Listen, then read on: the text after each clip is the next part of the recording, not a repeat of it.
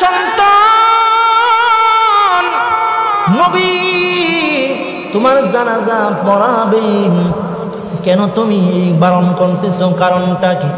তলহার মারে ডাক দেবেন, মাগো ও মা, এই জন্য আমি বারণ করতেছি, কারণ এই যে 3-4 কিলো দূরে আল্লাহর নবী মদিনায়, আমি যদি দুনিয়া থেকে বিদায় হয়ে যাই, তাহলে রাত্রিবেলা যদি আমার নবী খবরটা জানতে পারে, তাহলে নবী রাত্রিবেলা রওনা করবে।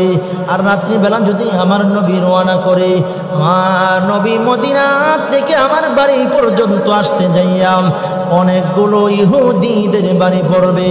ইহুদিদের বাড়ি পড়ার পরে আমার নবী যদি ইহুদিদের সামনে পড়ে গো, তাহলে রাত্রিবেলা ইহুদিরা আমার নবীর একা পাইয়া তারা যদি দুনিয়ার জমিন থেকে আমার নবীর বিদায় করে দেয়, তাহলে আমি তলহা কি জবাব দিব? ও মা, মক্কার বেঈমানগুলো নবীর উপরে নির্যাতন করছে, মদিনার মানুষ গুরু নবীকে ভালোবাসে, এদের মধ্য থেকে কিছু ইহুদি ষড়যন্ত্র করে আমার নবীর দুনিয়া থেকে বিদায় করার জন্য। আমি তলহা যদি রাত্রিবেলা দুনিয়া থেকে বিদায় হয়ে যায়, তাহলে নবী যদি জানাজা পড়ানোর জন্য আসে গো, তাহলে এই তলহা বলেন আমার নবীর বেঈমান ইহুদিরা একা পাইয়া যদি দুনিয়া থেকে বিদায় করে দেয়, আমার মালিকের দরবারে আমি তলহা কি জবাব দেব? এই জন্য তোমরা আমার ওসিহতটা গ্রহণ করো। ওসিহত গ্রহণ করছে, সাথে সাথে তলহা দুনিয়া জমিন থেকে বিদায় নিয়ে গেছে। সুবহানাল্লাহ। মা বাবা তলহার জানাজা পড়াইছে, সাহাবায়ে কেরামরা যেন রাত্রেবেলা তলহার কাফন ব্যবস্থা করে জানাজা পড়াইয়া দিল। সকালবেলা মসজিদে নববীর মধ্যে তলহার বাবা যখন নামাজের জন্য গেল, আল্লাহ নবী তলহার বাবারে দেখে বুঝে ফেললেন। আল্লাহ নবী তলহার বাবারে দেখে বলেন, তলহার বাবা, আমার ছোট্ট সাহাবী তলহার কি খবর? আল্লাহ নবী কথা বলতে দেরি হয়েছে, তলহার বাবা চোখের পানিগুলো জোর জোর করে ছেড়ে ছেড়ে দিয়ে কান্না শুরু করছে। আল্লাহ নবীকে রেখে বলেন, হাবিব, আমার তলহা গত রাত্রি দুনিয়া থেকে বিদায় নিয়ে গেল গো নবী। আমার তলহারে আমরা জানাজা পড়াইলাম, তলহারে কবরস্থানে শোয়া দিছি গো নবী।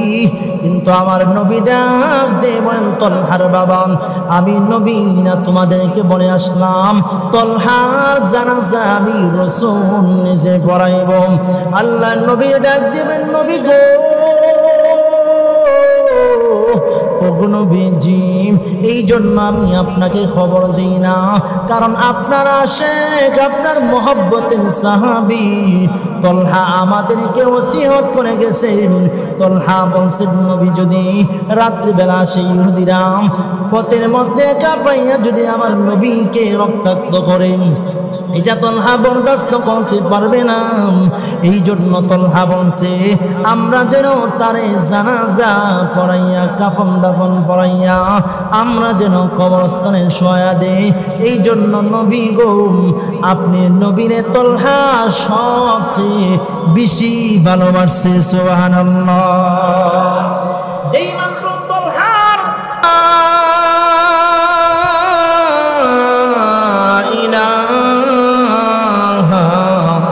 ইল্লাল্লাহু মুহাম্মাদুর রাসূলুল্লাহ সাল্লাল্লাহু আলাইহি ওয়াসাল্লাম। আলহামদুলিল্লাহ, মহান রব্বে কারীমের দরবারে আমরা শুকরিয়া জ্ঞাপন করি যে আল্লাহ সুবহান মহিয়ান গরিয়ান যিনি আমাদেরকে এই সুন্দর পরিবেশে আসার বসার তৌফিকটুকু দান করেছেন।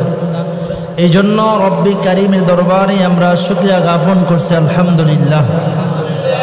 লাখ কোটি দরুদ সালাম সাইয়্যিদুল মুরসালিন খাতামুন নবিয়্যিন আশরাফুল আম্বিয়া সাইয়্যিদুল আম্বিয়া ইমামুল মুরসালিন জনাব মুহাম্মদুর রাসূলুল্লাহ সাল্লাল্লাহু আলাইহি ওয়াসাল্লামের উপর।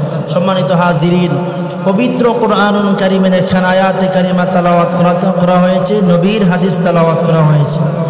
অল্প সময়ের ভিতরে আমার বিষয়ভিত্তিক আলোচনা ইনশাআল্লাহ আপনাদের সম্মুখে আলোচনা করার জন্য চেষ্টা করব। আল্লাহ পাক আমাদের সবাইকে কবুল করুন, সকলে বলেন আমিন। আল্লাহ রাব্বুল আলামিন জানায়া দিলেন যে পৃথিবীর সমস্ত মানুষের অন্তরে আল্লাহর ভালোবাসা সবচেয়ে বেশি। এই জন্য আল্লাহ তাআলা বলেন যারা ঈমানদার তাদের অন্তরে আল্লাহর ভালোবাসা আছে। আল্লাহ তাআলা বলেন ওয়াল্লাযীনা আমানু আশাদ্দু হুব্বান লিল্লাহ, যারা ঈমানদার তাদের অন্তরে আল্লাহর ভালোবাসা অনেক বেশি। এই জন্য আল্লাহ তাআলা বলেন যে হাবিব, মুমিন বান্দা যারা তাদের অন্তরে আমি আল্লাহর ভালোবাসা আছে।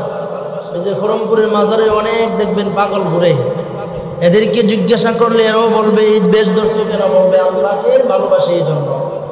কিন্তু আল্লাহ তাআলা বলেন যে হাবিব, শুধু আমি আল্লাহকে ভালোবাসতে চলবে না, এখন থেকে আমি আল্লাহ আদেশ করে দিলাম আপনি নবীর মাধ্যমে আমি আল্লাহর ভালোবাসা প্রকাশ করতে হবে। সুবহানাল্লাহ। তাহলে বোঝা যায় আল্লাহ তাআলা আদেশ করতেছেন নবীর ভালোবাসা প্রকাশ করার জন্য। আর আমাদের নবীর ভালোবাসাটা প্রকাশ করতে পারলেই কত লাভ জান্নাতীওয়ালা হওয়া যায়। সুবহানাল্লাহ। কেমন ভাবে? এক নাম্বার, যারা এই দুনিয়ার জমিনে বাপ দাদার ধর্ম ত্যাগ করে নবীকে ভালোবাসছে, নবীর কথা মোতাবেক চলছে, তারা দুনিয়া থেকে জান্নাতের সার্টিফিকেট পাইছে। সুবহানাল্লাহ। সাহাবাই কেরামরা নবীকে সবচেয়ে বেশি ভালোবাসে। এই ভালোবাসাগুলো পার্ট টু পার্ট আপনাদের সম্মুখে আলোচনা করব ইনশাআল্লাহ। এক নাম্বার, সাহাবাই কেরাম নবীকে নিজের জীবনের চাইতে বেশি ভালোবাসতেন।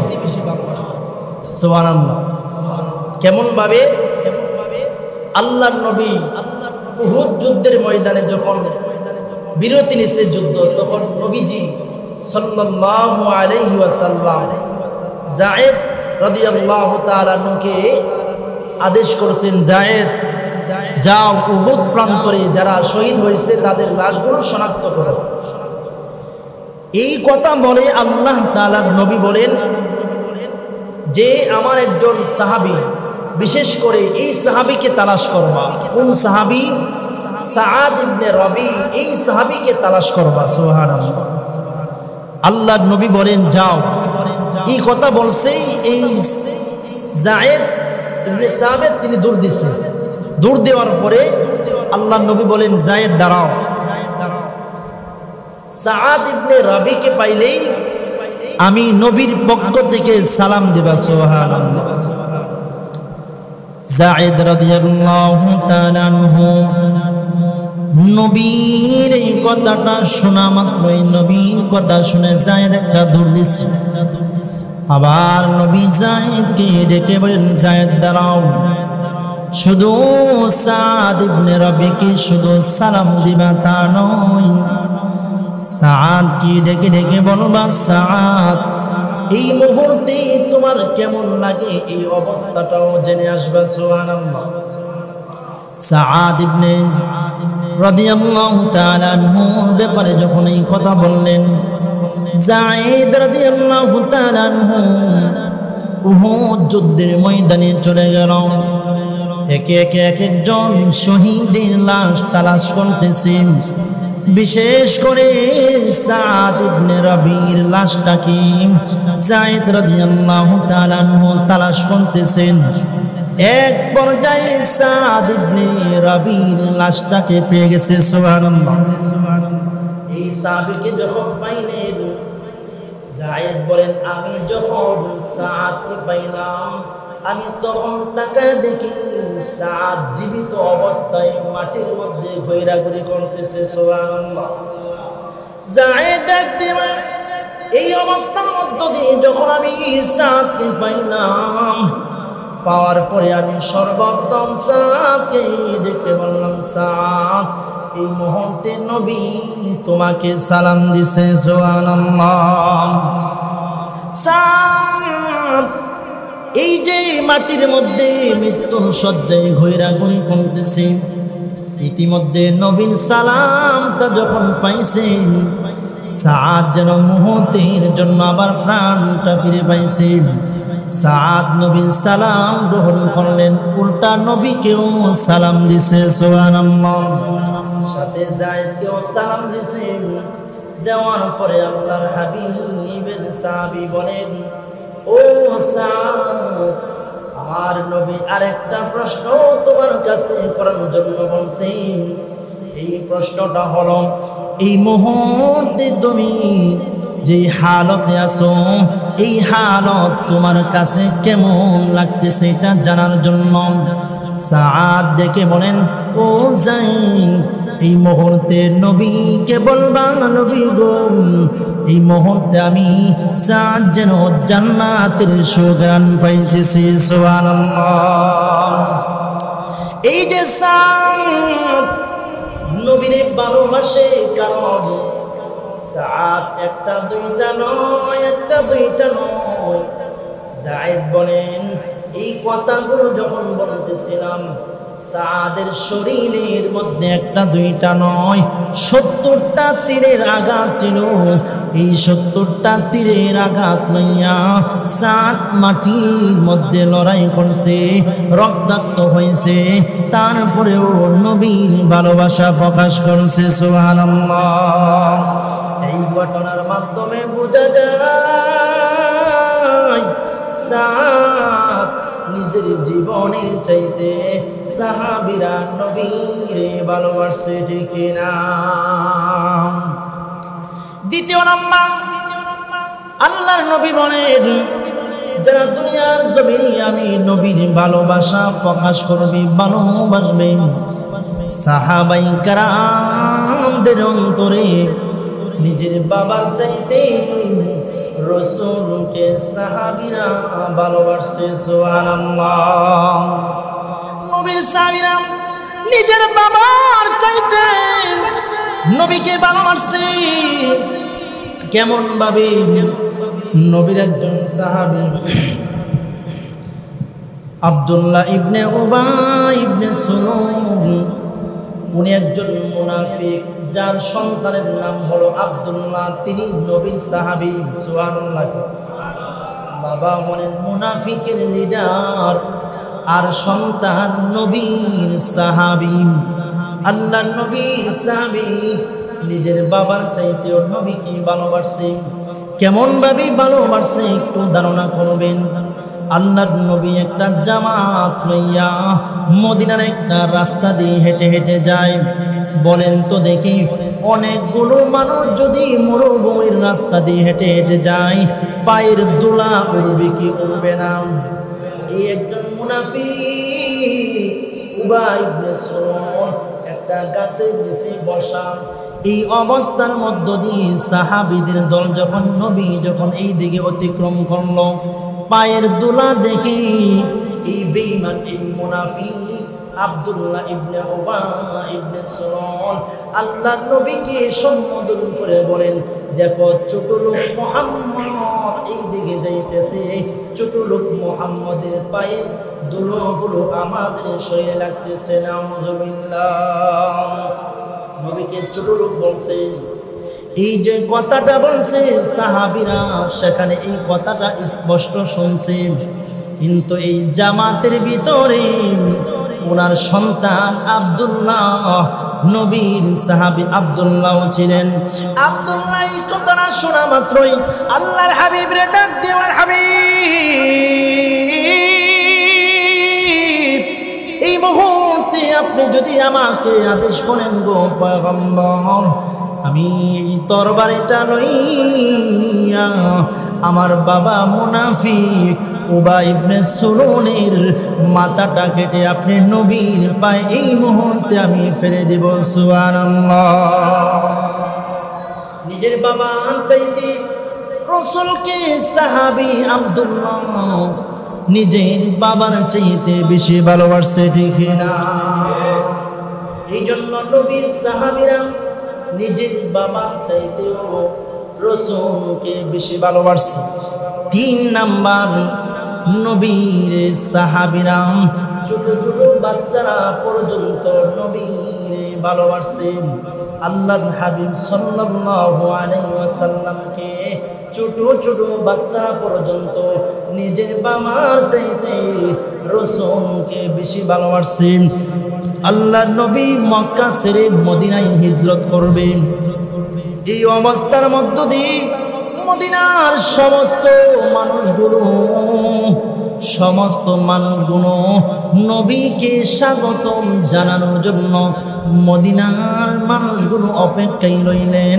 নবী কখন আসবে, মক্কা ছেড়ে মদিনায় হিজরত করবে আর নবীর আনন্দ প্রকাশ করবে। এই অবস্থার মধ্য দিয়ে দিন গেল, চলে গেল, আল্লাহর নবী আসলো না। সাহাবীরা মদিনার মানুষগুলো জিজ্ঞাসা করলেন, মুহাম্মদ নবী কখন আসবে? মানুষগুলো নবীরে দেখানোর জন্য এতই পাগল ছিল। অপেক্ষার প্রহর শেষ হইল। এমত অবস্থায় নবী মক্কা ছেড়ে মদিনায় যখন হিজরত করলেন, মদিনার মানুষগুলো নবীর ভালোবাসা প্রকাশ করেছে। সমস্ত মানুষ আনন্দে আত্মহারা হয়ে গেছে। সুবহানাল্লাহ। নবীর একজন সাহাবী যার নাম হলো তালহা ইবনে বারা, ছোট বাচ্চা, 7 বছরের বাচ্চা তালহা। উনি নবী যখন মদিনায় প্রবেশ করছে, মদিনায় প্রবেশ করার সময় উনি ওনার বাবার আঙ্গুলের মধ্যে ধরে ধরে নবীর চেহারাটা দেখতেছিলেন। সুবহানাল্লাহ। যেই মাত্র নবী মদিনায় আগমন করলেন, সাথে সাথে এই তালহা 7 বছরের বাচ্চা নিজের বাবার আঙ্গুলটা ছেড়ে দৌড়াইয়া নবীর কাছে চলে আসছে। নবীর কাছে এসে বলেন, নবী গো, আমি সব কিছুর চাইতে আপনি রাসূলকে বেশি ভালোবাসি। সুবহানাল্লাহ। আল্লাহর নবীর 7 বছরের বাচ্চা এই কথাটা যখন বলল, নবী এত খুশি হইলেন। নবী খুশি হইয়া আল্লাহর নবী এই বাচ্চার সাথে আনন্দ ভাগাভাগি করলেন। আল্লাহর নবী বলেন, তুমি আমাকে সব কিছুর চাইতে বেশি ভালোবাসো নাকি? ছোট বাচ্চা বলেন, হ্যাঁ, আমি সব কিছুর চাইতে আপনি নবীকে ভালোবাসি। এই কথাটা বলার সাথে সাথে আল্লাহর নবী তালহাকে ডেকে বলেন, তালহা, এই মুহূর্তে আমি নবী তোমাকে আদেশ করলাম, তোমার বাবার মাথাটা কেটে আমি নবীর কাছে নিয়ে আসতে পারবা কিনা? এই কথাটা বলতে দেরি হয়েছে। 7 বছরের বাচ্চা তালহা নবীর হাতটা ছেড়ে একটা দৌড় মারছে বাবার মাথা আনার জন্য। সুবহানাল্লাহ। নবী ডাক দিয়ে বলেন, তালহা, না না, আমি নবী তোমার সাথে একটু মজা করলাম, দেখলাম তুমি কি আসলে আমি নবীর ভালোবাসো কিনা। তালহারে, আমি রাসূল তো বাবা আর সন্তানের মধ্যে ঝগড়া লাগানোর জন্য আসি নাই, বাবা সন্তানের মধ্যে মিল মোহাব্বত তৈরি করার জন্য আমি রাসূল আগমন করছি। সুবহানাল্লাহ। এই তালহা নবীর ভালোবাসা প্রকাশ করছে, নবীরে ছোটবেলা থেকে ভালোবাসছে। কিছুদিন যেতে না যেতে মদিনার সমস্ত সাহাবীরাও তালহাকে ভালোবাসে, কারণ তালহা নবীরে ভালোবাসে, নবীও ভালোবাসে। এই জন্য তালহাকে মদিনার সমস্ত সাহাবীরা ভালোবাসে। সুবহানাল্লাহ। এই তালহা 7 বছরের বাচ্চা তালহা মদিনার গলিতে গলিতে সবাই তালহা ইবনে বারাকে ভালোবাসে গো। এই অবস্থার মধ্য দিয়ে কিছুদিন যাওয়ার পরে আল্লাহর নবী তাকায় দেখেন তালহাকে দেখা যায় না। নবী খবর নিলেন, আমার ছোট মহব্বতের সাহাবী তালহা কোথায়, তালহার কি হয়েছে? খবর আসছে তালহা অসুস্থ অবস্থায় ঘরের মধ্যে বিছানায় পড়ে গেছে। তালহা বাড়ির মধ্যে উঠতে পারে না, অসুস্থ হয়ে গেছে। এই কথাটা শুনতে দেরি হয়েছে। নবী জামাত লইয়া 3 কিলোমিটার দূরে আল্লাহর নবী দল নিয়ে তলহার বাড়িতে রওনা করছে। সুবহানাল্লাহ। তলহার বাড়িতে যাওয়ার পরে আমার হাবিব তাকা দেখি এই তলহা অসুস্থ অবস্থায় পড়ে আছে। নবীর চেহারা দেখি বুঝে ফেলছি তলহা মনে হয় দুনিয়ার জমিনে আর বাঁচবে না। আল্লাহর নবী তলহার গার্জেনকে রেখে বলেন, তলহার মা, ও তলহার বাবা শোনো, আর তলহার যে অবস্থা দেখি বোঝা যায় মনে হয় না তলহা দুনিয়ার জমিনের বিচক্ষণ বাঁচবে। ও তলহার বাবা, এই মুহূর্তে আমি নবী জানায়া দিলাম আমি নবী তলহাকে ভালোবাসি। এই তলহা যদি দুনিয়া থেকে বিদায় হয়ে যায় আমি রসুলকে খবর দিবা, আমি রসুল তলহার জানাজা পরে আমি নবী তারে কবরে নামাইব। সুবহানাল্লাহ। 7 বছরের বাচ্চা তলহা নবীর ভালোবাসা পেয়ে গেছে ছোটবেলায়। কিন্তু আল্লাহর নবী মা বাবাকে যখন এই কথা বলে আসছে, কিছুক্ষণ নবী যখন রওনা করছে কথা বলে, নবী মদিনায় আসতে পারে নাই।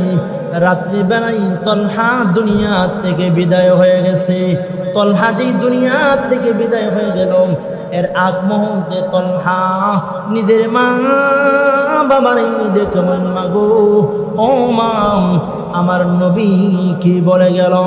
তলহার মা চোখের পানিগুলো ছেড়ে ছেড়ে দিয়ে সন্তানকে ডেকে বলেন, সন্তান রে, আমার রাসূল তোমার ব্যাপারে বলছে যদি তুমি দুনিয়া থেকে বিদায় হয়ে যাও আমার নবীকে খবর দেওয়ার জন্য নবী এসে নিজেই তোমার জানাজা পড়ে নবী তোমারে কবরস্থ করবে। সুবহানাল্লাহ। তলহা এই কথা না শোনা মাত্র যে নবীকে খবর দেওয়ার জন্য নবী তলহার জানাজা পড়াইবে, আল্লাহর নবীর এই কথাটা শোনা মাত্রই তলহা মা বাবার রেখে মাগো, ও বাবা, নবী যদি কথা বলে তাকে গো, তাহলে আমার বোঝার বাকি নাই আমি তলহা দুনিয়ার জমিনে আর বেশি দিন থাকবো না। ও মা, তোমাদেরকে একটা ওসিয়ত করে যাই, আমি তলহা যদি রাত্রিবেলা দুনিয়া থেকে বিদায় হয়ে যায় তাহলে তোমরা আমার জানাজা কাফন দাফন পরাইয়া তোমরা আমি তলহারে কবরস্থ করবা। সুবহানাল্লাহ। মা ডেকে বলেন, এই সন্তান, নবী তোমার জানাজা পড়াবেন, কেন তুমি বারণ করতেছ, কারণটা কি? তলহার মারে ডাক দিয়ে বলেন, মাগো, ও মা, এই জন্য আমি বারণ করতেছি, কারণ এই যে 3-4 কিলো দূরে আল্লাহর নবী মদিনায়, আমি যদি দুনিয়া থেকে বিদায় হয়ে যায় তাহলে রাত্রিবেলা যদি আমার নবী খবরটা জানতে পারে তাহলে নবী রাত্রিবেলা রওনা করবে, আর রাত্রিবেলা যদি আমার নবী রওনা করে আমার নবী মদিনা থেকে আমার বাড়ি পর্যন্ত আসতে যাইয়া অনেকগুলো ইহুদিদের বাড়ি পড়বে। ইহুদিদের বাড়ি পড়ার পরে আমার নবী যদি ইহুদিদের সামনে পড়ে গো, তাহলে রাত্রিবেলা ইহুদিরা আমার নবীর একা পাইয়া তারা যদি দুনিয়ার জমিন থেকে আমার নবীর বিদায় করে দেয় তাহলে আমি তলহা কি জবাব দিব? ও মা,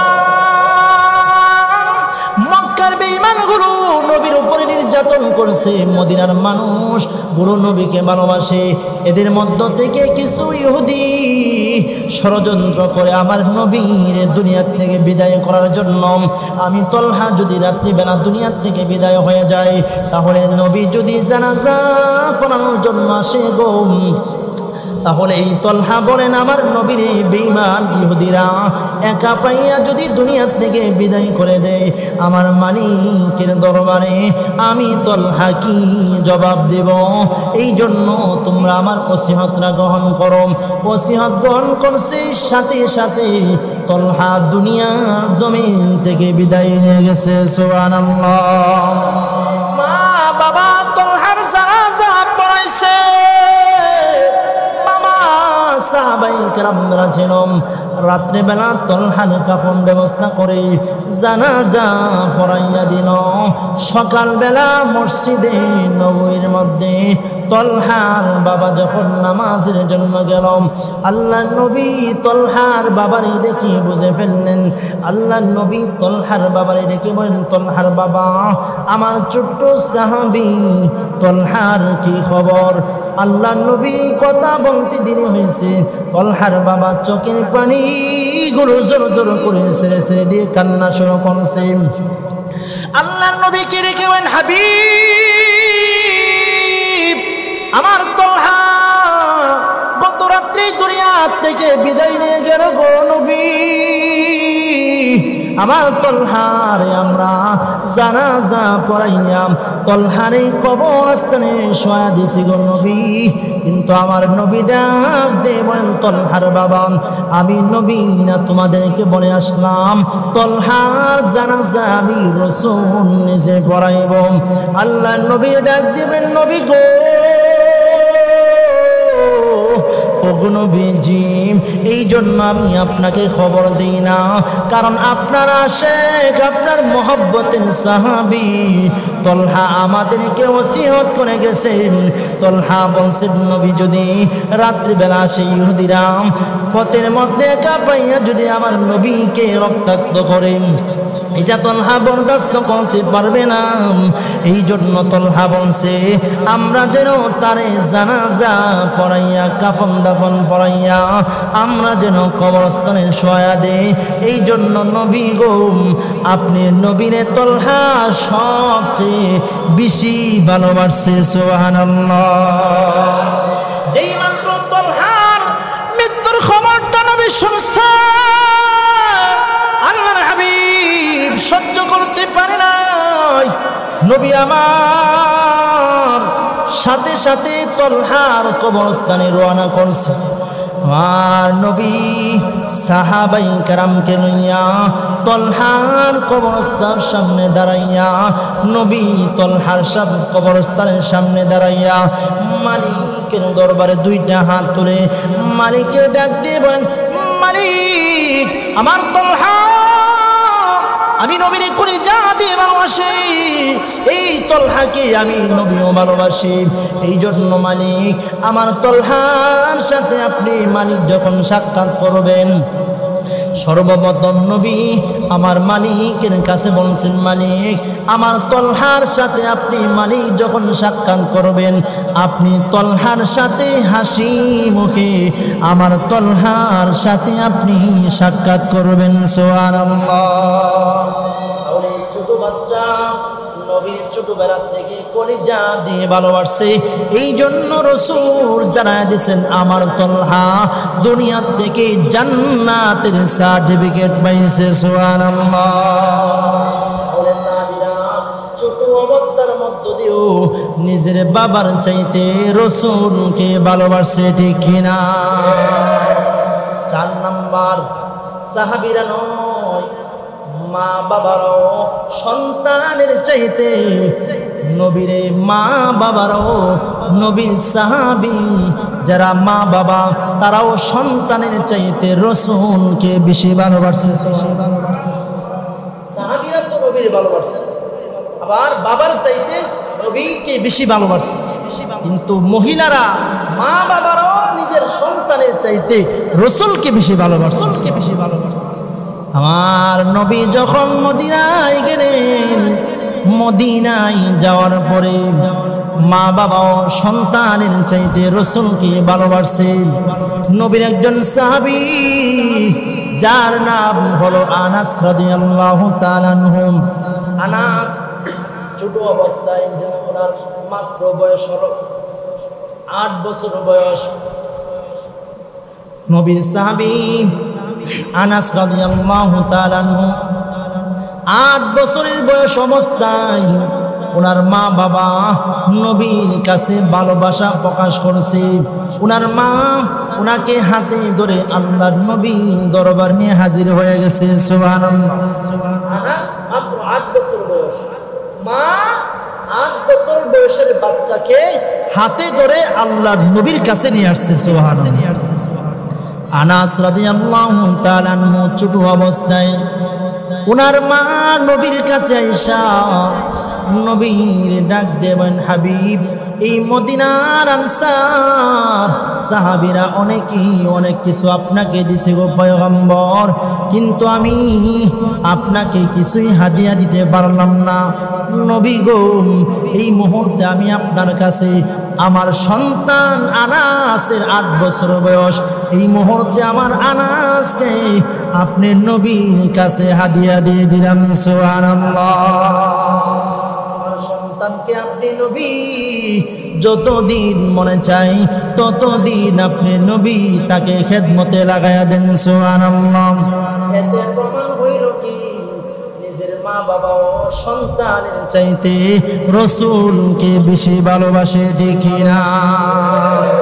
আনাস রাদিয়াল্লাহু তাআলা আনহু এই যে মা 8 বছর বয়সে নবীর দরবারে আনাসকে দিয়ে গিয়েছিলাম।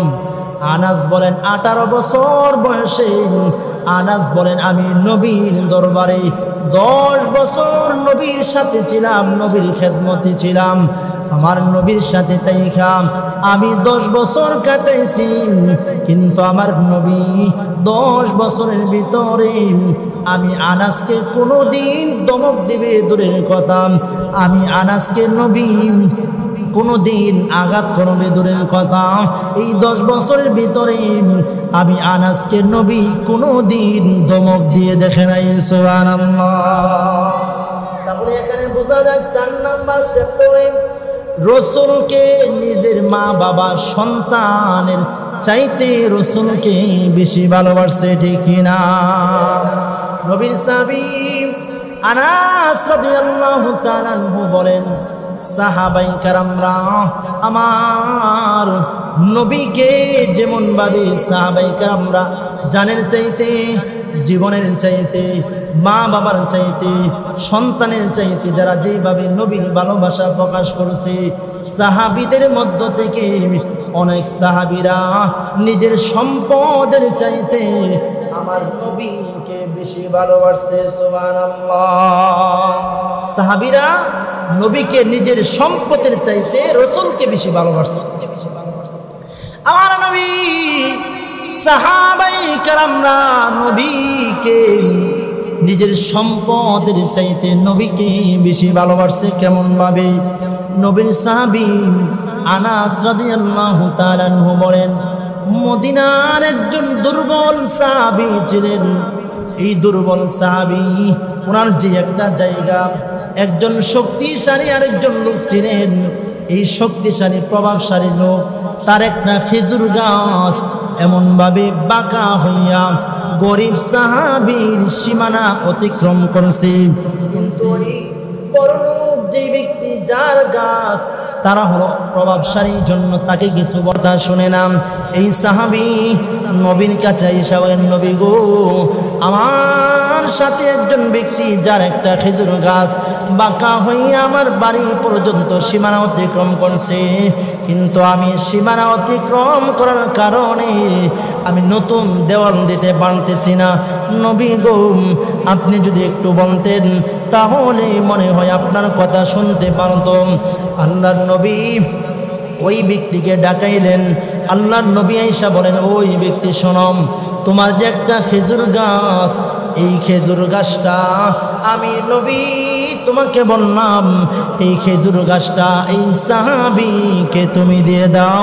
এই তুমি সাহাবীকে এই খেজুরের গাছটা দেওয়ার সাথে সাথে আমি নবী তোমার জিম্মাদারি নিয়ে গেলাম। আমি জান্নাতের ভিতরে আমি আল্লাহ রব্বুল আলামিনের পক্ষ থেকে তোমার জন্য জিম্মাদারি হয়ে গেলাম। জান্নাতের ভিতরে আমি নবী তোমার জন্য একটা খেজুর গাছের জিম্মাদার হয়ে গেলাম। সুবহানাল্লাহ। তোমার খেজুর গাছটা আমাকে দিয়ে দাও, আর আমি তোমার জিম্মাদার হইলাম, তোমাকে জান্নাতের ভিতরে একটা খেজুর গাছের মালিকানা বানায় দিব। নবী জিম্মাদার নিছে। কারণ আল্লাহর নবী বলেন জান্নাতের ভিতরে একটা গাছ যে হবে, আপনি 1000 বছর যদি দৌড়াইতে থাকেন তারপরেও এই গাছের সীমানা অতিক্রম করতে পারবেন না। সুবহানাল্লাহ। এই কপাল পোড়া সাহাবী নবীর এই ওফাত প্রত্যাখ্যান করছে। এই সাহাবী নবীর এই অফারটা প্রত্যাখ্যান করছে। এই কথাগুলো যে বলছে নবী আরেকজন সাহাবী আবু দাহদা রাদিয়াল্লাহু তাআলা আনহু, উনি একজন সাহাবী। এই কথাগুলো নবীর কথাগুলো শুনছে ইহুদি, ওই যে দুর্বল সাহাবী ঈমানওয়ালা, আল্লাহর নবীর অফারটা তিনি ফিরাইয়া দিয়েছেন। কিন্তু আল্লাহর নবীর কথাগুলো আবু দাহদা রাদিয়াল্লাহু তাআলা আনহু যখন শুনছেন, এই কথাটা শোনার পরে পিছনে পিছনে ওই ব্যক্তির বাড়ি পর্যন্ত আবু দাহদা চলে গেছে। সুবহানাল্লাহ, নবীর কথাগুলো শুনছে আড়াল থেকে, এবার এই লোকের পিছনে পিছনে হেঁটে হেঁটে ওনার বাড়ি পর্যন্ত চলে গেছে। ওনার বাড়িতে যাওয়ার পর ওই ব্যক্তিকে ডাক দিবেন, শোনো, তোমার যে একটা খেজুর গাছ, এই খেজুর গাছটা আমি তোমার কাছ থেকে কিনে নেওয়ার জন্য আসছি। বিনিময়ে আমার যে মদিনার একটু সামনেই যে একটা খেজুরের বাগান আছে, ওনার একটা খেজুরের বাগান, যেই বাগানের মধ্যে একটা দুইটা গাছ নয়, 70টা 600 খেজুরের গাছ লাগানো। 600 খেজুরের গাছ যেই বাগানের ভিতরে, এই বাগানটা আমি আবু দাহদা তোমার এই একটা গাছের বিনিময়ে আমি 600 খেজুরের বাগানের গাছটা আমি তোমাকে মালিকানা বানায়া দেব, তথাপি তুমি এই গাছটা এর বিনিময়ে আমাকে দিয়ে দাও। সুবহানাল্লাহ, একটা গাছের বদলা 600 গাছ দিবা, এটা তো মেনে নিতে পারে না। তুমি কি আমার সাথে ঠাট্টা করতেছো? না, আমি রাসূল থেকে শুনছি, রাসূল বলছে যদি এই গাছটা তুমি দিয়ে দাও তাহলে জান্নাতের ভিতরে নবী একটা খেজুরের মালিকানা বানায়া দিবে, খেজুরের গাছের মালিকানা বানায়া দিবে। এই জন্য আমি এত বড় অফার এটা মিস করতে পারি না। অতএব আমি এই মুহূর্তে তোমাকে আমার যে একটা মিষ্টি খেজুরের বাগান, এই বাগানে 600 গাছ আছে, এই বাগানটা আমি তোমাকে এখন থেকে মালিকানা বানায়া দিলাম। সুবহানাল্লাহ, এই সাহাবী ওই ব্যক্তিকে একটা খেজুরের গাছের বিনিময়ে ওনার পুরা বাগানটা দিয়ে দিচ্ছেন। সুবহানাল্লাহ, কেমন ভালোবাসছে নবীকে, নিজের মালের চাইতে সাহাবীরা নবীকে বেশি ভালোবাসছে। এই সাহাবী এরই মধ্যে দিয়ে উনি যখন এই চুক্তিটা স্বাক্ষর করলেন, এবার উনি ওনার বাগানের কিনারায় এসে ওনার বিবি, এই বাগানের ভিতরে, বাগানের ভিতরে এত সুন্দর একটা ঝর্ণা ফিট করানো, মিষ্টি কুয়ার পানি, সাথে একটা ঘর নির্মাণ করা, যেই ঘরটা অনেক সুন্দর, যেই ঘরের ভিতর থেকে তাকাইলে পুরা বাগানটা দেখতে পায়, এমন একটি ঘর নির্মাণ করা। উনি ওনার সীমানা থেকে ওনার বিবিকে ডেকে বলেন, প্রাণের বিবি গো, এই বাগান থেকে বাইরে হয়ে আসো, কারণ আমি এই বাগানটা বিক্রি করে দিয়েছি। সুবহানাল্লাহ, বিবি বলেন, কি বলেন, কার কাছে বিক্রি করেন, কোন কারণে বিক্রি করলেন? বিবিরে ডাক দেবেন, প্রাণের বিবি গো, আমি এই খেজুরের বাগান বিক্রি করছি জান্নাতের ভিতরে একটা খেজুরের গাছের বিনিময়ে। আমি 600 বাগান, যেই বাগানের ভিতরে 600 গাছ, এই গাছের বাগানটা আমি একটা জান্নাতের ভিতরে গাছের মালিকানা নিয়ে আমি সবগুলো বাগান বিক্রি করে দিলাম। সুবহানাল্লাহ, বিবিও কেমন নেককার। বিবি বলেন, আপনি সবচেয়ে উত্তম ব্যবসা করছেন। বিবি বলেন যে আপনি জান্নাতের একটা গাছ 600 গাছের বিনিময়ে কিনছেন, এই ব্যবসাটা সবচেয়ে উত্তম ব্যবসা করছেন। সুবহানাল্লাহ, আল্লাহ নবীর কাছে ওই সাহাবী আবু দাহদা রাদিয়াল্লাহু তাআলা নবীর কাছে আয়েশা বলেন, নবী গো, এই মুহূর্তে আমি ওই যে সাহাবীর বাড়ির পাশে যে একটা খেজুরের গাছ ছিল, এই গাছটা আমি এই বাগানের বিনিময়ে আমি এই গাছটা কিনে নিলাম। সুবহানাল্লাহ, আল্লাহর নবী এত খুশি হয়েছে, নবী এত খুশি হয়েছে, নবী খুশি হইয়া আল্লাহর নবী ডাক দেবেন, তুমি একটা জান্নাতের ভিতরে একটা গাছ নয়, শুধু আমার আল্লাহ এই উত্তম প্রতিদানটা দিবেন তোমার জন্য। আমার আল্লাহ কোটি কোটি জান্নাতের ভিতরে খেজুরের গাছের মালিকানা আমার আল্লাহ বরাদ্দ করে দিছে। সুবহানাল্লাহ। নবীর সাহাবী আনাস বলেন, এই কথাটা শুধু একবার দুইবার নয়, আবু দাহদাকে নবী যতবার দেখছে ততবার বলছেন, তুমি এমন একটা ব্যবসা করছো, আমার আল্লাহ জান্নাতের ভিতরে একটা খেজুরের গাছ নয়, আমার আল্লাহ তোমারে কোটি কোটি কোটি কোটি খেজুরের গাছের বাগান, আমার আল্লাহ সেই বাগানের মালিকানা তোমারই বানায় দিবে। সুবহানাল্লাহ। তাহলে এতটুকু আলোচনার মাধ্যমে বোঝা যায় সাহাবীরা নিজের সম্পদের চাইতে রাসূলকে বেশি ভালোবাসে, ঠিক কিনা? নবী সাহাবী আনাস রাদিয়াল্লাহু তাআলা আনহু বলেন, নবীকে সাহাবায়ে কেরামরা নবীর জীবনের চাইতে নিজের মা বাবার চাইতে রাসূলকে বেশি ভালোবাসে। এই যে এতটুকু কথা বললাম, এক নাম্বার হলো আল্লাহর নবীকে সাহাবায়ে কেরামরা নিজের জীবনের চাইতে বেশি ভালোবাসে, ঠিক কিনা বলেন? দ্বিতীয় নাম্বার, নিজের বাবা চাইতে রাসূলকে বেশি ভালোবাসে।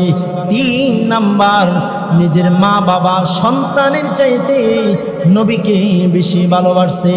চার নাম্বার, নিজের সম্পদের চাইতে রাসূলকে সাহাবীরা বেশি ভালোবাসে, ঠিক কিনা? এই জন্য আল্লাহ তাআলার হাবিব বলেন, সাহাবায়ে কেরামদের এতটুকু ভালোবাসা, এই যে সাহাবায়ে কেরামদের ভালোবাসার কথাগুলো বললাম, সমস্ত সাহাবীদের ভালোবাসা যেখান থেকে শেষ, ওই জায়গা থেকে নবীর সাহাবী আবু বকর সিদ্দিকের ভালোবাসা শুরু হয়। সুবহানাল্লাহ। এতক্ষণ যে আলোচনা করলাম, সাহাবীদের ভালোবাসা প্রকাশ করলাম, আল্লাহর নবী বলেন এই সাহাবীদের ভালোবাসার চাইতে আল্লাহর নবী বলেন যেখানে সাহাবায়ে কেরামদের সব ভালোবাসা যেখানে শেষ, এখান থেকে আবু বকর সিদ্দিক রাদিয়াল্লাহু তাআলা আনহুর ভালোবাসা শুরু। সুবহানাল্লাহ। তাহলে আবু বকর কেমন নবীকে ভালোবাসে? এক নাম্বার, আল্লাহর নবী আবু বকর সিদ্দিক নবীকে নিজের বাবার চাইতে আবু তালিবকে নবী বেশি ভালোবাসেন। আবু বকর সিদ্দিক নিজের বাবার চাইতে আবু তালিবকে বেশি ভালোবাসেন। রাসূল তো পরে আবু তালিব নবীর চাচা, এই নবীর চাচাকে আল্লাহর নবী সাহাবী আবু বকর নিজের বাবার চাইতে বেশি ভালোবাসেন। ওমর রাদিয়াল্লাহু তাআলা আনহু বলেন যে আবু বকর সিদ্দিক রাদিয়াল্লাহু তাআলা আনহু এই উম্মতের মধ্য থেকে সবচেয়ে শ্রেষ্ঠ ব্যক্তি হলেন আবু বকর সিদ্দিক। সুবহানাল্লাহ। দ্বিতীয় নম্বর, আবু বকর সিদ্দিক রাদিয়াল্লাহু তাআলা আনহু একজন এমন সাহাবী যেই সাহাবী আল্লাহ তাআলার নবীকে নিজের সব কিছুর চাইতে বেশি ভালোবাসে। আবু বকর সিদ্দিক রাদিয়াল্লাহু তাআলা আনহু নিজের বাবার চাইতে নবীর চাচা আবু তালিবকে বেশি ভালোবাসেন। কেমন সাহাবী একটু ধারণা করবেন। নবীর সাহাবী আবু বকর সিদ্দিক রাদিয়াল্লাহু তাআলা আনহু নিজের বাবার চাইতে নবীর চাচা আবু তালিবকে বেশি ভালোবাসেন। আল্লাহর নবীর কাছে আবু বকর সিদ্দিক ওনার বাবাকে নিয়ে আসছে কালিমা পড়ার জন্য। নবীর কাছে যখন ওনার বাবা হেঁটে হেঁটে কালিমা পড়ার জন্য আসছে, আল্লাহর নবী ডাক দিয়ে বলেন, আবু বকর, আমি নবীকে বললেই তো আমি রাসূল নিজেই তোমার বাবার কাছে চলে যাইতাম। কোনো মুরব্বী মানুষ, ওনাকে কেন তুমি এমনভাবে হেঁটে হেঁটে আনছো? আল্লাহ নবী ডাক দিয়ে বলেন, ও নবী কথা বলবেন না, ওনার প্রয়োজন উনি কালিমা পড়বে, উনি জান্নাত থেকে জাহান্নাম থেকে বাঁচবে। এই জন্য উনি যতই অসুস্থ হোক না কেন, যতই মুরব্বী হোক না কেন, উনি হামাগুড়ি দিয়ে হলেও আপনি নবীর কাছে আইসা কালিমা পড়বে সুবহানাল্লাহ। অতএব আপনি নবী কেন ওনার কাছে যাবেন, উনি আপনি নবীর কাছে আসবে সুবহানাল্লাহ। তাহলে আল্লাহর নবীর ভালোবাসাটা কেন প্রকাশ করছে? আল্লাহর হাবিব সাল্লাল্লাহু আলাইহি ওয়াসাল্লাম উনার বাবা আবু বকর সিদ্দিক রাদিয়াল্লাহু তাআলা নূর বাবারে নবী নিজে কালিমা পড়ে মুসলমান বানায় দিয়েছে সুবহানাল্লাহ। আনাস বলেন যেই মাত্র আবু বকর সিদ্দিকের বাবা কালিমাটা পড়ছেন এমন সময় তিনি তাকায় দেখে আবু বকর সিদ্দিক চোখের পানিগুলো জোর জোর করে ছেড়ে দিয়ে তিনি কান্না শুরু করে দিয়েছে সুবহানাল্লাহ। আল্লাহর নবী ডাক দিয়ে বলেন, আবু বকর তোমার বাবা কালিমা পড়ছে আর তুমি এই কালিমা পড়ার সাথে সাথে চোখের পানিগুলো কেন ছেড়ে ছেড়ে দিয়ে কান্না শুরু করছো? আল্লাহর নবীর ডাক দিয়ে বলেন, নবী গো এই জন্য আমি কান্না করতেছি, কারণ হলো ও নবী আপনার চাচা আবু তালিবের কথা আমার মনে পড়ে গেছে। নবী গো আমার বাবা আপনার কাছে আইসা কালিমা পড়ছেন, কালিমা পড়ার জন্য আমি এত আনন্দিত হইলাম নয়, কিন্তু নবী গো এই জন্য কান্না করতেছি আপনি রাসূল নিজের চাচা আবু তালিবকে কলিজা দিয়ে ভালোবাসতেন সুবহানাল্লাহ। আবু তালিব আল্লাহর হাবিবের তো ভালোবাসতেন, নবী আবু তালিবকে কলিজা দিয়ে ভালোবাসতেন। এই জন্য আবু বকর সিদ্দিক কান্না করে, নবী গো আপনার চাচা না আমার বাবা না হইয়া যদি আপনার চাচা আবু তালিব এই মুহূর্তে কালিমা পড়তো আমি এর চেয়ে অনেক গুণ বেশি খুশি হইতাম সুবহানাল্লাহ। কারণ হলো আবু তালিব আপনি রাসূলকে ছোট থেকে বড় করছে, সে এত মোহাব্বতের চাচা। দুনিয়ার জমিনে আপনি নবীর জন্য কত কষ্ট করলো, আপনাকে কত কষ্ট করে করে কালিমা ওয়ালার দাওয়াত দেওয়ার সুবিধা করছে, কিন্তু বাপ দাদার ধর্ম ত্যাগ করবে বলে অন্য মানুষগুলো আবু জাহেল উতবা সাইবাদের ফান্দে পড়ে আপনার চাচা চিরদিনের জন্য জাহান্নামী হয়ে গেল। নবী গো এটা আমি বরদাস্ত করতে পারি না, এই জন্য আমার চোখের মধ্যে পানি। তাহলে বলেন তো দেখি, নিজের বাবা কালিমা পড়ছেন এতে এত খুশি হয়েছে না, বরং বলতেছেন নবী আপনার চাচা আবু তালিব যদি কালিমা পড়তো আমার বাবার চাইতে আমি বেশি খুশি হইতাম সুবহানাল্লাহ। তাহলে নবীর ভালোবাসাটা আবু বকর সিদ্দিক কেমন ভাবে প্রকাশ করছে? আবু বকর সিদ্দিকের ব্যাপারে আল্লাহ তাআলার নবী বলেন, আবু বকর শোনো আমি আল্লাহ তাআলার পক্ষ থেকে ঘোষণা করলাম যে আল্লাহ তাআলা তোমার জন্য জাহান্নামকে হারাম করে দিয়েছে, তুমি জান্নাতীওয়ালা হয়ে গেছো সুবহানাল্লাহ। তাহলে আবু বকর সিদ্দিক নবীর ভালোবাসা প্রকাশ করার কারণে ভালোবাসার কারণে দুনিয়ার থেকে জান্নাতীওয়ালা হয়ে গেছে, সুসংবাদ পেয়েছে। এই জন্য আবু বকর সিদ্দিক রাদিয়াল্লাহু তাআলা উম্মতের মধ্য থেকে সবচেয়ে শ্রেষ্ঠ ব্যক্তি। আল্লাহর নবী বলেন যে আবু বকর দ্বিতীয় গুণ হলো আবু বকর সিদ্দিক রাদিয়াল্লাহু তাআলা আনহু নবীদের স্থান যেখান থেকে শেষ সেইখান থেকে আবু বকর সিদ্দিক সেই স্থান থেকে আবু বকর সিদ্দিক সেই স্থানে থাকবে সুবহানাল্লাহ। সেই আবু বকর সিদ্দিক বলেন, উমর বলেন যে আল্লাহর নবী বলছেন যে আল্লাহর রাস্তায় দান করো, আমি উমর আমার সম্পদ থেকে অনেক সম্পদ নবীর কাছে নিয়ে আসছি। আসার পরে নবীজি বলছেন, উমর কি সম্পদ নিয়ে আসছো আর কি সম্পদ রেখে আসছো? বলেন অর্ধেক রেখে আসছি আর অর্ধেক নিয়ে আসছি সুবহানাল্লাহ। কিছুক্ষণ পরে তাকায়া দেখে আবু বকর সিদ্দিক পুতলা বেঁধে নবীর কাছে আসছে। আসার পরে আবু বকরকে জিজ্ঞাসা করলেন, ঘরের মধ্যে কি রেখে আসছো আর নবীর জন্য কি নিয়ে আসছো?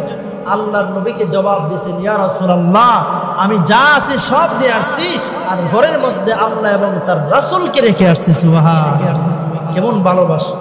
আবু বকর সিদ্দিককে আল্লাহ তাআলার হাবিব ভালোবাসেন, আর হাবিবকেও আবু বকর সিদ্দিক ভালোবাসেন। এই জন্য আবু বকর সিদ্দিকের গুণ আর সম্মান আর মর্যাদা অনেক বেশি। তাহলে এক নাম্বার, সাহাবায়ে কেরামরা নিজের জীবনের চাইতে রাসূলকে বেশি ভালোবাসেন। নিজের শরীরের মধ্যে একটা দুইটা নয়, নবীর সাহাবী সাআদ ইবনে রাবির কথা বলছিলাম, ৭০টা তীরের আঘাত শরীরের মধ্যে লাগাইছে, তারপরে নবীর ভালোবাসা কোনো কমতি করেন নাই।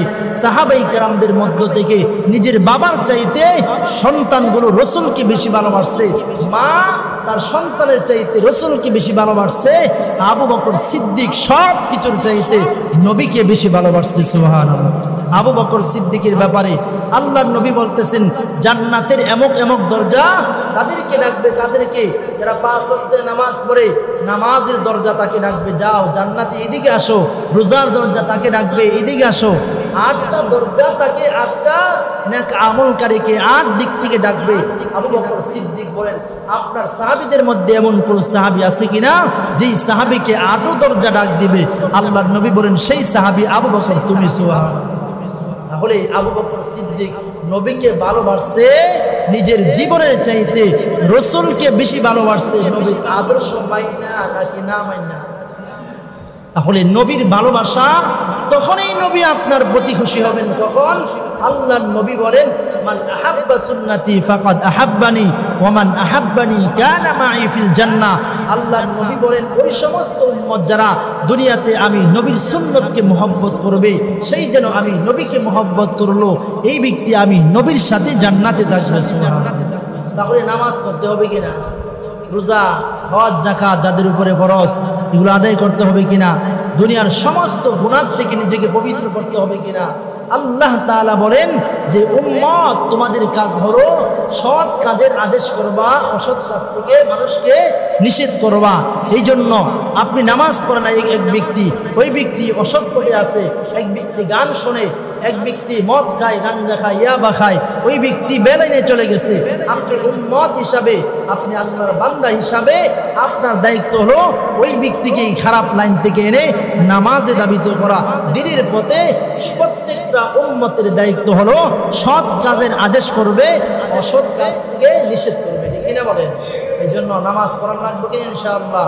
যুবক ভাইরা নামাজ পড়বো তো ইনশাআল্লাহ? দাড়ি রাখতে হবে কিনা? পাঞ্জাবি পড়তে হবে কিনা? হ্যাঁ, নবীর সুন্নতের উপরে জিন্দেগি চালাইতে হবে, তাহলে রাসূলের সাথে জান্নাতে থাকতে পারবা। সুবহানাল্লাহ। তাহলে নবীকে সবচেয়ে বেশি ভালোবাসবো। নবীর আখলাক কেমন ছিল, নবীর চরিত্র কেমন ছিল, নবী কি কোনোদিন মদ খাইছে, নবী কি কোনোদিন বিড়ি সিগারেট খাইছে কিনা, নবী কি কোনোভাবে গান শুনছে কিনা, নবী কি কোনোদিন টিভি দেখছে কিনা, নবী কি কোনোদিন সিনেমার হলে গেছে কিনা, নবী কোনোদিন নাচানাচি করছে কিনা, এগুলো আপনি চিন্তা করবেন। যদি নবী এমন না করে থাকে, তাহলে আপনি যদি রাসূলকে ভালোবাসে থাকেন, তাহলে এইগুলো আপনি করতে পারবেন না। আর রাসূলকে যদি আপনি ভালোবাসেন, তাহলে নবী যেইগুলো করছে, নবী নামাজ পড়ছে, উম্মতকে কালিমার দাওয়াত দিছে, আপনিও উম্মত, নবীর উম্মত হিসাবে অন্য মানুষকে দ্বীনের দাওয়াত দেওয়া আপনার উপরে দায়িত্ব। আপনিও মানুষকে তাবলীগ করবেন, আপনি মানুষকে দ্বীনের প্রতি ডাকবেন। কারণ অনেকে বলে তাবলীগ করতে এসেছে, তাবলীগ বলে কইতে আসছে। আল্লাহ বলেন, ইয়া আইয়ুহার রাসূল, হে রাসূল, আল্লাহ তাআলা বলেন, ইয়া আইয়ুহাল্লাযীনা আমানু আমানুত্তাকুল্লাহ। আল্লাহ তাআলা ঈমানদারকে বারবার আল্লাহ তাআলা নিজেই বয়ান করতেছেন, ইয়া আইয়ুহাল্লাযীনা আমানু কু আনফুসাকুম ওয়া আহলিকুম নারা। আল্লাহ তাআলা নিজেই বয়ান করতেছে যে ঈমানওয়ালারা, তোমরা নিজে আগে জাহান্নাম থেকে বাঁচো এবং ফ্যামিলিদেরকে বাঁচাও। এইভাবে আল্লাহ তাআলা ঈমানওয়ালাদেরকে বারবার নসিহত করছে।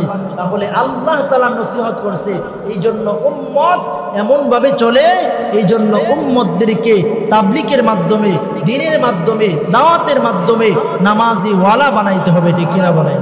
উম্মতরা গাফেল হয়ে গেছে। যারা গাফেল, এই গাফেলকে দ্বীনের পথে আনার জন্য প্রত্যেকটা উম্মতের উপরে দায়িত্ব। আল্লাহর নবী বলেন, বাল্লিগু আন্নী ওয়ালাউ আয়া। উম্মতদেরকে বললেন, শোনো, তুমি যদি দুনিয়ার জমিনে নবীর একটা কথা শুনে থাকো, এই কথাটা অন্য উম্মতদেরকে শোনায়া দিবা, আমার বাণী অন্যদেরকে শোনায়া দিবা। তাহলে আপনি শুনছেন নামাজ, নবীজি বলছেন নামাজ পড়ার জন্য, আরেক ভাই নামাজ পড়ে না, তাকে নামাজে নিয়ে আসা। আরেক ভাই গান শোনে, নবীজি বলছেন গান শোনা যাবে না, জিনা করা যাবে না, মদ খাওয়া যাবে না, নবীজি বলছেন বেলাইনে চলা যাবে না। তাহলে তাকে বলা, তাকে দাওয়াত দেওয়া, দিনের পথে আনা।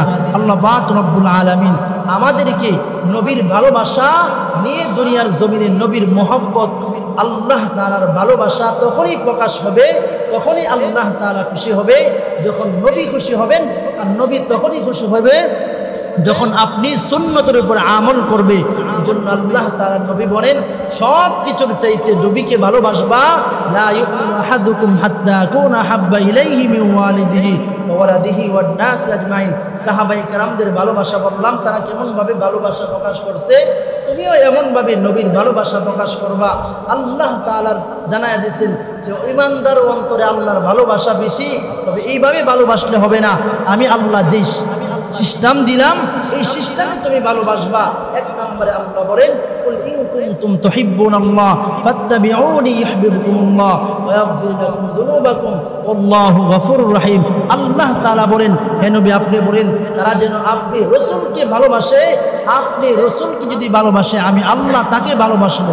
এক নম্বর যারা রাসূলকে ভালোবাসবে আল্লাহ নিজে তাকে ভালোবাসবে, সুবহানাল্লাহ। দ্বিতীয় নম্বর যারা রাসূলকে ভালোবাসলো আল্লাহ বলেন তার জিন্দেগীর গুনাহ আমি আল্লাহ মাফ করে তাকে জান্নাতি বানায় দেব, সুবহানাল্লাহ। আল্লাহ পাক রব্বুল আলামিন আমাদেরকে